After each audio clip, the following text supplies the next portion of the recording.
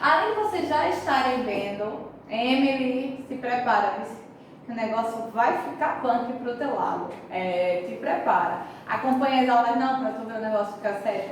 Vocês sabem, porque a gente já conversou. Lembra Arthur Silva, que eu falei com vocês nos nossos encontros? Lembra, Júlia, que eu falei que a gente agora ia começar a estudar o quê? Aqui, ó. Olha que nome bonitinho. Tabela periódica, isso mesmo.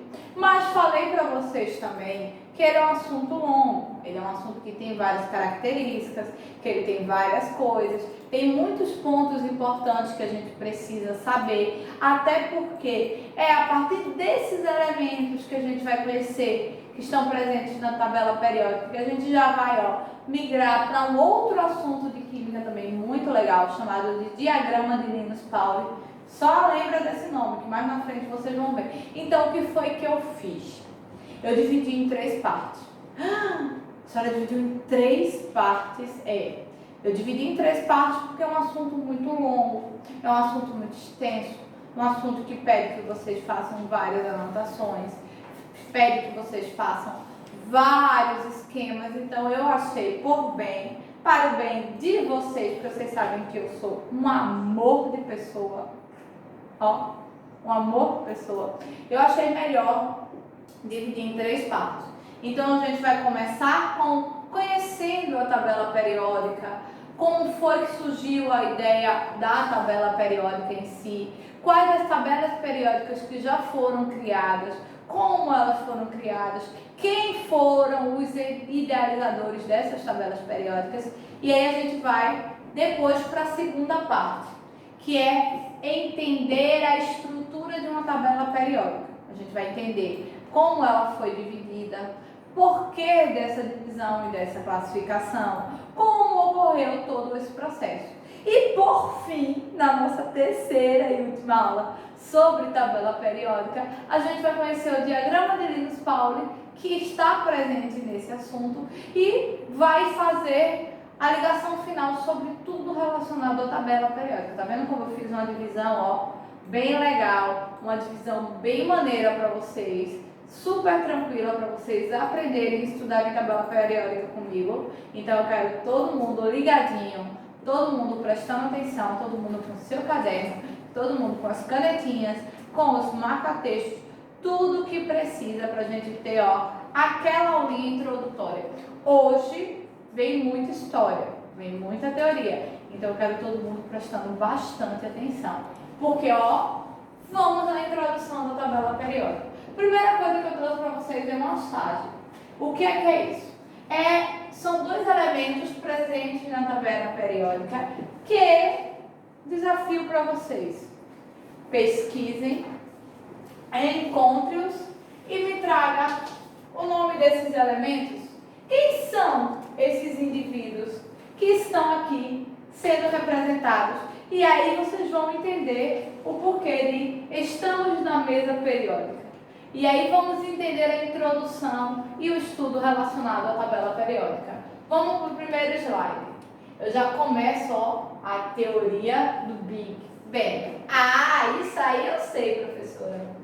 Nem veio, que a teoria do Big Bang eu conheço de cor e salteada. Foi que uma explosão cósmica se deu e a partir dessa explosão surgiram todos os seres vivos. Essa realmente é uma teoria muito comum, é uma teoria que a gente já ouviu falar no 6º, no 7º, no 8º ano, e ela está voltando aqui para o 9º ano. Mas ela está voltando para que a gente saiba, que a gente entenda a origem dos elementos. Até porque é através da teoria do Big Bang que tem a teoria da origem dos elementos, ou seja, que tem esse contexto, que se tem o surgimento ou a teoria do surgimento dos primeiros organismos vivos. Mas vamos entender para a tabela periódica, ou seja, para os elementos químicos, qual foi a importância da teoria do Big Bang. O que foi que ela foi tão importante? Porque ela é o centro do estudo da tabela periódica. E aí eu trouxe um pequeno texto para a gente saber sobre a questão dos elementos químicos quando se fala em teoria do Big Bang. Segundo a teoria do Big Bang, há de 12 a 15 bilhões de anos atrás, teve uma grande explosão. Ou seja, há aproximadamente 15 bilhões de anos atrás, teve sua explosão no universo. E essa explosão se deu a origem dos seres vivos, se deu a origem dos elementos químicos, se deu a origem de tudo que a gente tem, teoricamente, hoje na humanidade, de forma mais evoluída. E aí, o que acontece? A evolução do universo teve início logo após essa explosão, que é considerada uma bola de matéria que foi compactada, ou seja, vários elementos que estavam unidos, que estavam todos juntos e que de repente eles começaram a se agitar, eles começaram a sofrer um processo de agitação e eles se separaram. E aí, nesse processo de separação, houve a explosão, o grande Big Bang, ou seja, a grande explosão, devido a esses elementos ou esses organismos que estavam compactados passarem por um momento de agitação de suas moléculas, um momento de agitação de suas partículas, e aí, pum, eles vieram a explodir e aconteceu a grande explosão no universo.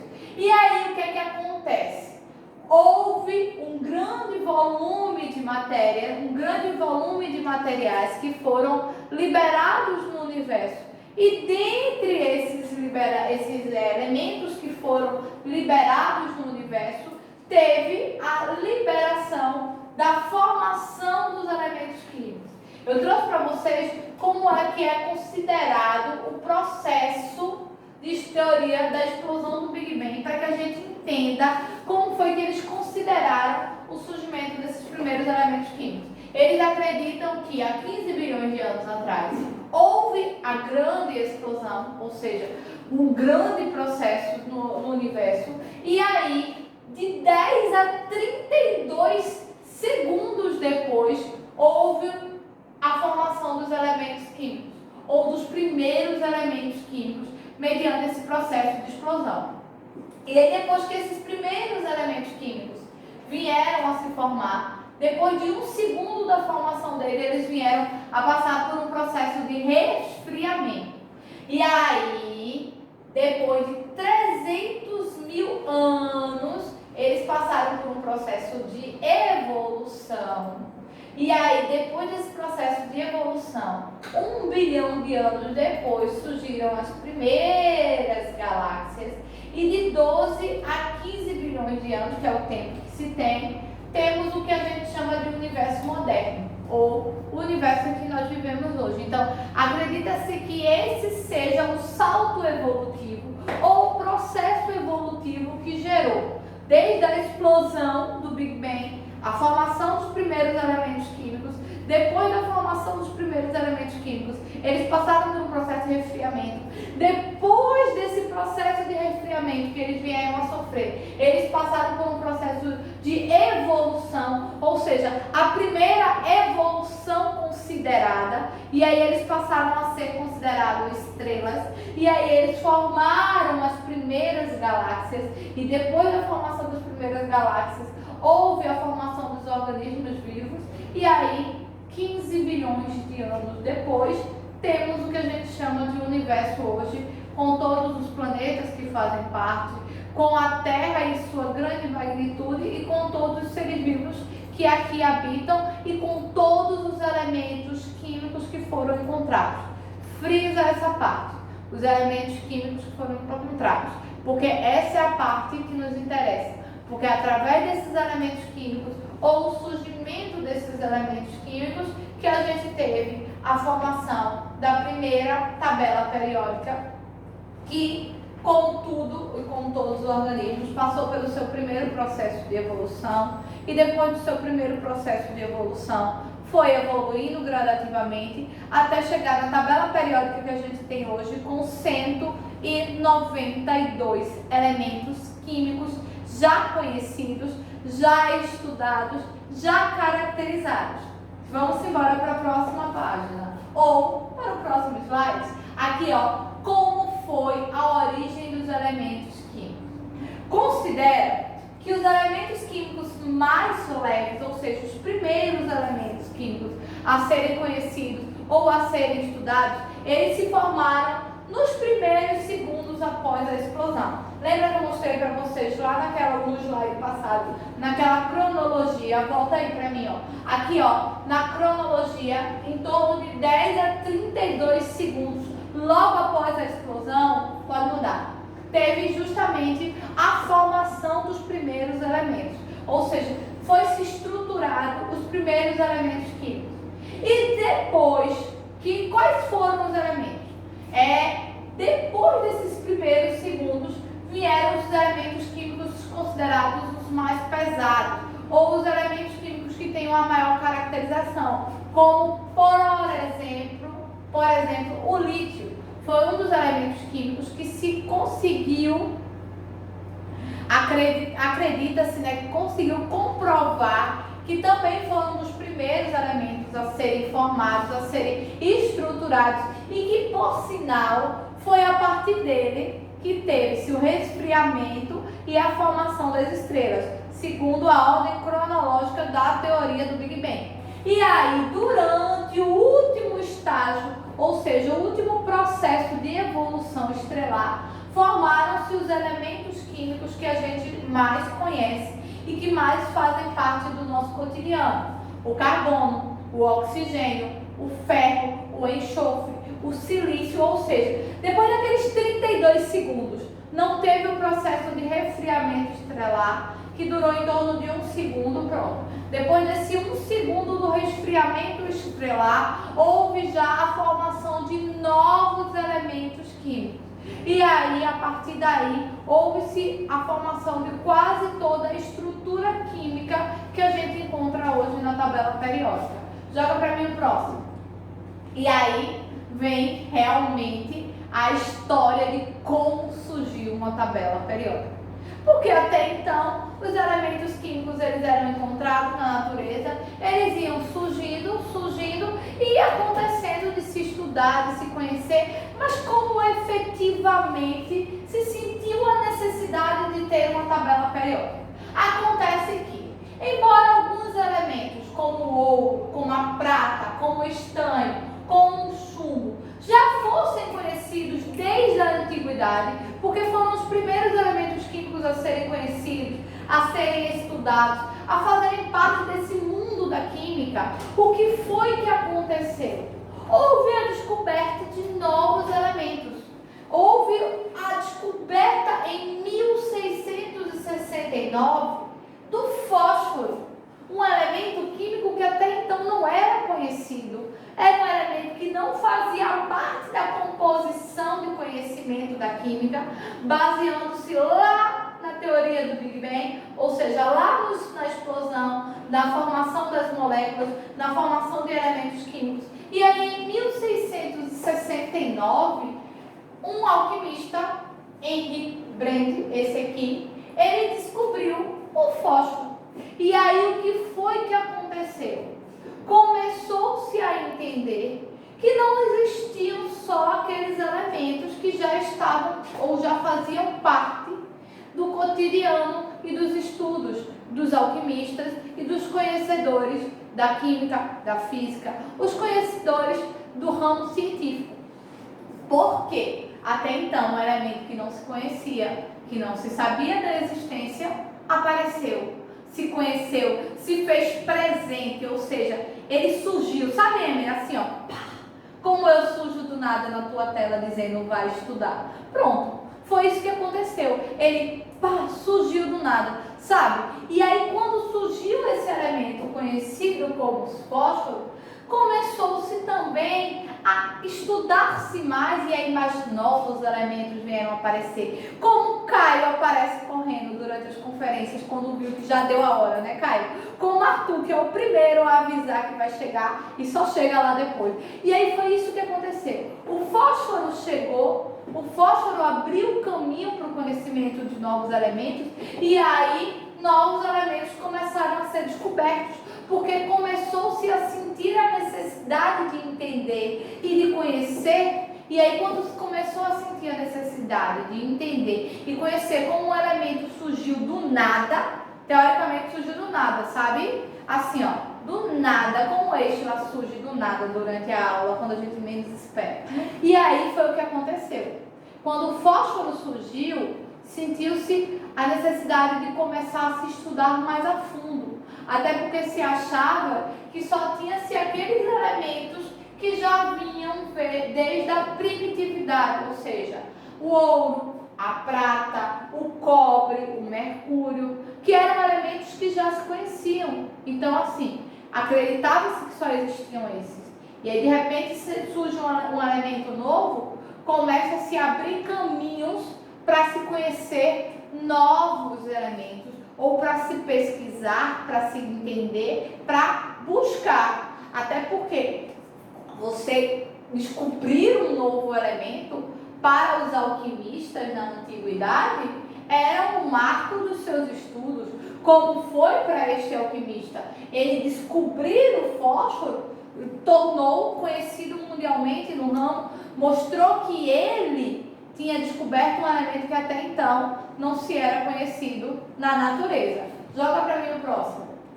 E aí foi quando começou a ter uma lista de elementos químicos surgindo.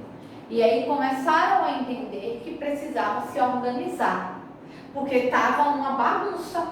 Surgia-se um elemento químico novo, cheio de propriedades, cheio de características, e como é que eu ia passar isso adiante? Como é que as pessoas iam entender futuramente? Como é que as pessoas iriam futuramente saber lidar com essa gama de elementos químicos que estavam aparecendo? E aí começaram a surgir as necessidades. Vamos organizar? Vamos deixar tudo em ordem? Mas como? Como é que a gente vai fazer isso? O que a gente vai usar como critério para organizar os elementos químicos? As propriedades? Mas como essas propriedades? E aí começaram a surgir os primeiros cientistas, os primeiros alquimistas, a tentar entender como é que eles iam organizar. O primeiro dele foi John Dalton, no início do século XIX. Ele começou a tentar organizar os elementos químicos que já eram conhecidos, que já tinham sido descobertos, que já tinham sido nomeados, que já tinha se trazido todas as características presentes nesses elementos. E aí o que foi que aconteceu? Ele começou a pensar em organizá-los pela massa atômica, ou seja, pela massa que cada elemento apresentava. E aí queria colocar esses elementos numa ordem crescente, depois as suas propriedades e depois o que esses elementos eles eram compostos. E aí o que é que aconteceu? Quando os químicos começaram a estudar essa lista, eles concluíram que ela não estava muito clara. Sabe por quê? Porque, por exemplo, o cloro, o bromo e o iodo, que tinham propriedades semelhantes, eles tinham massas atômicas muito distantes. Por quê? Porque Dalton, ele quis usar a massa atômica dos elementos como uma base para a organização. E depois da massa atômica, ele queria usar as propriedades, depois as características, como se ele quisesse montar um critério. Só que aí outros estudiosos vieram, outros químicos, peraí, deixa eu botar meu dedinho aqui e ver se isso está certo. E aí quando eles começaram a estudar, quando eles começaram a analisar, eles viram que elementos que Dalton estava colocando juntos, que consideravam ter características semelhantes, no primeiro ponto que para ele era o fundamental, que era a massa atômica, eles estavam bem longe, estavam bem distantes. E isso aí não trazia uma coerência. Não. A tabela periódica assim não iria funcionar. E aí começaram do zero novamente. Coloca a próxima para mim.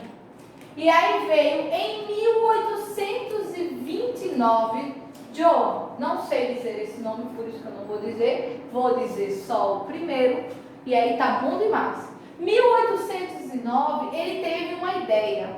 Ele queria agrupar os elementos a partir de semelhanças com relação às suas propriedades químicas. Ele não queria deixar a massa atômica de lado, já que Dalton já teria usado esse critério, não teria dado muito certo. Mas não é que estava totalmente errado. É que para alguns elementos não funcionava, para outros funcionaram. Então ele fez, não, vamos mudar a ordem de prioridades, ou seja, a massa atômica também vai servir como uma forma de organizar os elementos. Mas vamos usar outras propriedades químicas que possam tornar elementos que estão em pontos distintos, semelhantes, mais próximos. E aí foi a segunda tentativa, que também não foi muito assertiva, mas corrigiu alguns pontos da primeira tentativa de Dalton, onde ele priorizava a massa atômica. Johann já não priorizava a massa atômica, mas não a excluía. E aí isso já mudou um pouco a organização, já mudou a forma como a tabela periódica, baseada em todos os elementos conhecidos, já se apresentava. E aí se foi para mais uma tentativa, que foi em 1869. Mendeleev, ele criou uma carta para cada um dos 63 elementos apenas. Vê só, eu estou falando que naquela época só tinha 63 elementos conhecidos. Hoje a gente tem 192. Vê o salto evolutivo na quantidade de elementos que gradativamente vieram a ser descobertos. E naquela época já era difícil de organizar. A gente já está no terceiro químico, criando uma forma, um conceito de organizar, baseando-se nos 63 elementos. E aí ele falava o seguinte: a massa e as propriedades químicas e físicas eram importantes. E aí ele levou para um lado elementos que tivessem essa semelhança com relação à massa atômica. Levou para o outro elementos que tivessem propriedades químicas semelhantes. E levou para um outro ponto elementos que tivessem propriedades físicas semelhantes. Ou seja, ele criou 3 grandes grupos, baseando-se em 3 grandes características que ele quis agrupar, que eram as propriedades químicas, as propriedades físicas e a massa atômica. Melhorou, só que o que é que acontece? Tanto é que em 1906 ele recebeu o Prêmio Nobel por esse trabalho. Só que essa forma que ele agrupou baseou-se nos 63 elementos apenas que se conheciam até então. Então, para esses 63 elementos, essas 3 características que ele estava utilizando, estava ótima, estava perfeita. Só que começaram a surgir novos elementos. Começou-se a descobrir novos elementos químicos. Começou-se a conhecer novas propriedades desses 63 elementos que já existiam. E aí aconteceu o seguinte, muda. Esse cientista britânico, Henri Mosellier, eu acho que é Mosellier, ele em 1913 descobriu que os elementos químicos tinham números de prótons em seu núcleo. E aí acabou-se tudo. Tudo aquilo que se estava organizado, tudo aquilo que se estava estruturado, foi por água abaixo. Por quê? Porque se estava entrando mais uma característica. E se essa nova característica estava entrando, ela tinha que ser contabilizada. E aí em 1913, quando ele descobriu o número de prótons, ou que ele descobriu que um elemento químico ele tinha um número de prótons, para ser mais específico, a tabela periódica desapareceu. Aquela que foi criada antes. Volta para mim, por favor. Esta aqui, de Mendeleev, que até o Prêmio Nobel ele ganhou. Quando chegou, pode adiantar, em 1913, Henri botou ela por água abaixo. Voltaram-se a estaca zero. Por quê? Porque, olha, desapareceu. Então, o que foi que aconteceu? Voltaram-se a criar e a pensar em novos... E olhe lá, já estavam se surgindo novos elementos. Estava se surgindo uma nova quantidade de elementos. Estavam se conhecendo e descobrindo. E aí passa para mim. Em no ano de 1951, já se tinha, olha, 106 elementos químicos conhecidos. Ou seja, saiu de 62 para 106. Foram-se descobertos mais 46 elementos químicos. E aí, ocorreu a última maior troca conhecida na tabela periódica, que foi na década de 50, por este estudioso chamado Seaborg, que também recebeu o prêmio Nobel por causa desse trabalho, por ter desenvolvido este projeto de atualização e organização da tabela periódica, baseando-se já nas propriedades físicas, nas propriedades químicas, no número atômico, no número de próton e na existência de 106 elementos. Só 106 elementos. E aí foi quando se teve a grande mudança na tabela periódica, ou seja, a maior modificação que a tabela periódica já apresentou desde os primórdios da sua tentativa de formação. Muda para mim. E aí, existem várias representações hoje conhecidas da tabela periódica, mas sempre seguindo o mesmo critério. É isso que eu quero que observem. A tabela periódica hoje ela tem essa representação básica. E aí, por que a senhora trouxe uma japonesa, chinesa, sei lá o que é isso? Porque eu quero que vocês vejam que, independente do continente, independente do país, a tabela periódica hoje ela é padronizada. Ou seja, ela segue um padrão de organização mundial e, independente de qual cultura esteja trabalhando, ela vai ter sempre o mesmo padrão. Esse é o padrão, mostra o próximo. O mesmo padrão organizacional e o outro, que, por sinal, é o padrão que a gente mais usa, é o padrão que a gente conhece, que é o padrão periódico, baseando-se no número atômico, na massa, nas características ou nas propriedades que o elemento apresenta. E aí foi quando se teve a formação da tabela periódica, ou a formação ou estrutura geral do que a gente chama de uma tabela periódica. Joga para mim. E aí vieram as classificações ou as organizações finais. Lembra que eu falei para vocês que a gente vai ver em 2 momentos? Eu trouxe aqui para vocês saberem sobre o que a gente já vai falar. Aí ela foi organizada em elementos que apresentam características de metais, elementos que apresentam características de ametais, elementos que são chamados de gases nobres, aqui a própria nobreza em pessoa. O hidrogênio, que é um elemento à parte, ele é contra em tudo, ele está fora de tudo. Tá parecendo, sabe quem? Que vocês falam que é o professor do contra? Rubens, né? Pronto, a gente pode considerar Rubens o hidrogênio, o do contra. Então, assim, tem toda a estruturação. E aí muda para mim. Teve também a classificação com relação aos períodos, às colunas, o grupo, ou seja, conseguiu trazer toda a organização que se fazia necessária para os elementos. E aí, finalmente, a gente tem a tabela periódica que se estuda e que se conhece hoje. Finalmente não. Muda para mim. Uma nova tabela periódica em 2006 apareceu. Não, professora, não me diga isso, digo. Em 2006, numa revista chamada Super Interessante, ela é bem conhecida no meio acadêmico, ela é bem famosa. Um cientista britânico, Philip Stellman, sei lá como é que pronuncia, da Universidade de Oxford, ele resolveu revolucionar, que disse que aquele padrão periódico não era um padrão mais aceitável para todas as mudanças ou todo o processo evolutivo que tinha acontecido. E que aí essa tabela periódica ela precisava mudar. Ela não funcionava mais para os padrões atuais. E aí, olha o que ele trouxe. Ele trouxe uma tabela periódica com um novo visual. Uma tabela periódica que se baseava no universo.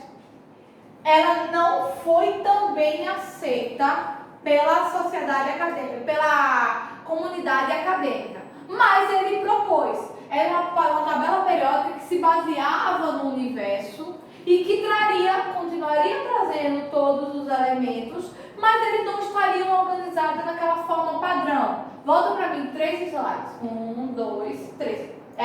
Não estaria organizada nessa forma padrão que se tinha criado e que se era utilizada até 2006. Não é utilizada essa tabela periódica revolucionária que ele trouxe. A gente ainda usa a tabela periódica padrão, a gente ainda segue esse processo de classificação e é o que eu prometo para vocês, que a gente vai conhecer detalhadamente na próxima aula, todo o que significam os elementos metais, os ametais, os gases nobres, o nosso do contra-hidrogênio, que é tão importante, né? Como é que um elemento tão importante ele pode ser do contra, professora?